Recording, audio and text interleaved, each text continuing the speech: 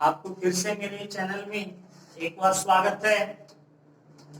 देखिए, हम लोग अभी चल रहे हैं 5.3 के सीरीज में।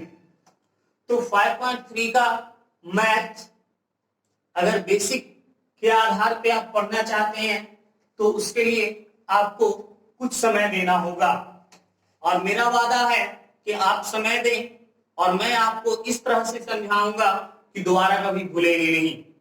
तो कृपया कर अभी तक अगर मेरे चैनल को सब्सक्राइब नहीं किए हैं तो जल्द से जल्द मेरे चैनल को सब्सक्राइब कर दें, ठीक है। चलिए, तो मैं आपके लिए एक और मैथ लेकर आया हूं 5.3 का।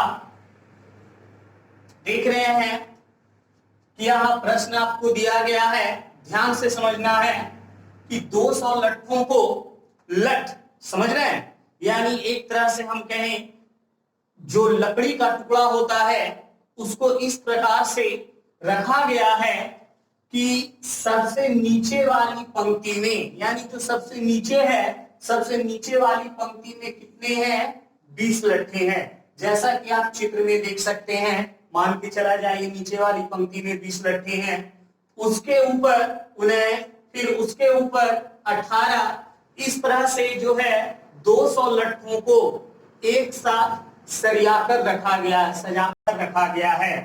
तो आपको निकालना क्या है कि ये जो 200 लट्ठे हैं वो कितनी पंक्तियों में रखे गए हैं, यानी इस तरह से 200 लट्ठों को अगर हम सजाएंगे तो line by line, line by line total कितने तह लगेंगे, यानी इस तरह से यहाँ पे पूछा जा रहा है पंक्तियों की संख्या, यानी आप पंक्तियों की संख्या यानी आपको n निकालना है। जिस तरह से हम इस तरह से चलते हैं, ठीक है, कि 18 है, 19 है, 20 है, यानी सबसे अंतिम में है आपका 20, ठीक है। तो आप यहां से देख सकते हैं कि टोटल 200 लठ को अगर रखा गया है तो सबसे अंतिम पंक्ति में 20, उसके बाद उसके ऊपर 19, उसके ऊपर 18। तो आपको यह बताना है कि कुल कितनी पंक्तियां हैं, यानी n का मान, और आपको यह भी बताना है कि सबसे पहली पंक्ति में, ठीक है, कितने लठ हैं, यानी पहली पंक्ति यानी प्रथम पद यानी a। तो देखिए, आपको कुल लट्ठों की संख्या दी गई है 200, यानी a से बराबर 200, और सबसे नीचे वाली पंक्ति में यानी सबसे अंतिम पद में कितने लठ है? 20। तो अंतिम पद को हम क्या मानते हैं? an। तो an बराबर 20, उसके ऊपर कितना है? 19, फिर उसके ऊपर 18। तो इस तरह से आप d निकाल सकते हैं, 20 माइनस 19, यानी आपका d बराबर निकल गया a। आपको निकालना क्या है? n, यानी पंक्तियों की संख्या, n बराबर भाग, और क्या निकालना है आपको कि प्रथम पंक्ति में कितने लठ हैं, यानी पहला पद, यानी a बराबर भाग, ठीक है। तो देखिए, इसको हम किस तरह से निकालेंगे। एन दिया गया है, an दिया गया है और d दिया गया है। निकालना क्या है? n और a। तो बहुत आसानी से आप निकाल सकते हैं। देखिए, सबसे पहले हम an से निकालेंगे कि चूंकि an बराबर आपका दिया गया है 20, तो an का सूत्र क्या होता है आपको याद होगा, a plus n minus 1 into D. तो ना तो आपको a का मान पता है, ना ही n का मान पता है, तो a की जगह a रहने देंगे, n की जगह n रहने देंगे, और d का मान हो गया 1 बराबर 20। इस तरह से आपका a प्लस, इसको ब्रैकेट के बाहर निकालेंगे तो n, और जो -1 है इसको बराबर के उधर लेके चले जाएंगे तो हो जाएगा +1, क्योंकि 1 से गुना करने पर इसको कोई फर्क नहीं पड़ेगा, ठीक है। तो इस a प्लस n माइनस 1 में से -1 को बराबर को उधर लेके चले जाए तो +1 हो गया। अब हम क्या करेंगे कि a को इधर रहने देंगे, 20 और 1 21, और प्लस n को बराबर के उधर ले गए तो -1, यानी a का मान निकल गया 21 माइनस 1। तो जब आपको a का मान निकल गया, आपको अब निकालना क्या रहा? n। तो इसके लिए हम यूज करेंगे एसएन को, ठीक है।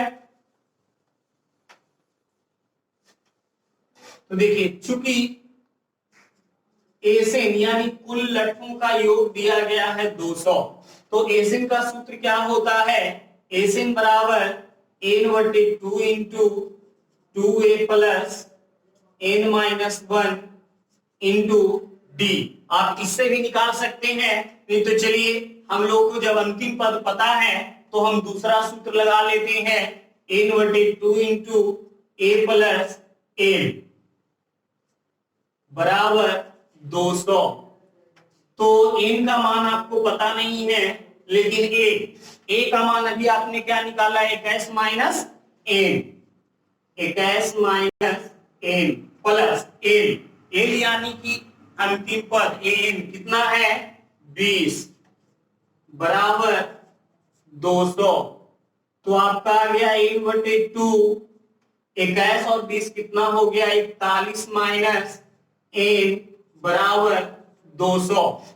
देखिए हम यहाँ ब्रैकेट का मतलब गुना, तो n को गुना करेंगे इन दोनों से, और ये 2 बटा में है, बराबर को उधर जाएगा तो गुना में चला जाएगा, तो हो जाएगा n को 41 से तो हो गया 41 n माइनस n को n से करेंगे तो हो जाएगा n² बराबर 2 दूना 400। इन दोनों को बराबर को उधर लेके चले जाते हैं तो उधर कितना ही बचेगा, तो 0, तो 400 प्लस 41 n उधर गया तो माइनस 41 n, और माइनस n² उधर गया तो प्लस n²।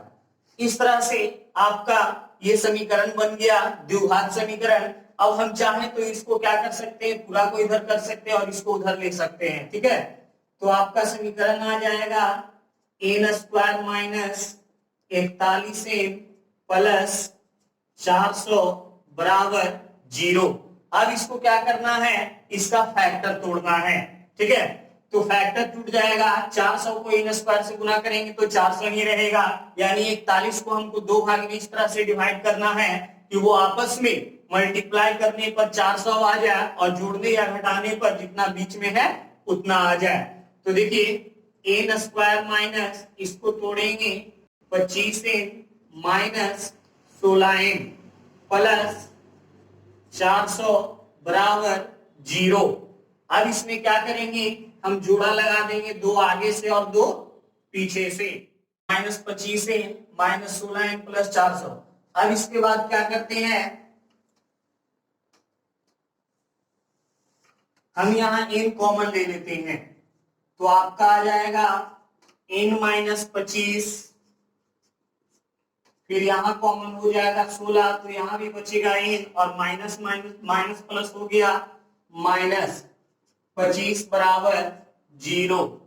अब इन दोनों में क्या करते हैं, n माइनस 25 आपका कॉमन हो गया, तो बचा क्या यहाँ n माइनस 16 बराबर 0। बारी बारी से निकाल देते हैं कि जब n माइनस 25 बराबर 0 तो n का मान यहाँ 25 आ गया, और यहाँ पे जब n माइनस 16 बराबर 0 तो n का मान आ गया 16। तो देखिए यहाँ पे n का मान दोनों प्लस में आया है, एक 25 आया है, एक 16 आया है। तो यहाँ ध्यान क्या देना है कि यहाँ कुल लट्ठों की संख्या कितनी है 200, और सबसे अंतिम पंक्ति में कितनी है 20 लट्ठे। तो यहाँ अगर n का मान 25 लेते हैं तो हमारे लठ जो है वो 200 से कहीं ज्यादा हो जाएंगे, ठीक है। आप इसे चेक कर सकते हैं, यानी हमारा यहाँ पे n का मान हो जाएगा 16, ये आपका संभव नहीं है। तो n बराबर आपका निकल गया 16, यानी कुल पंक्तियों की संख्या 16 है।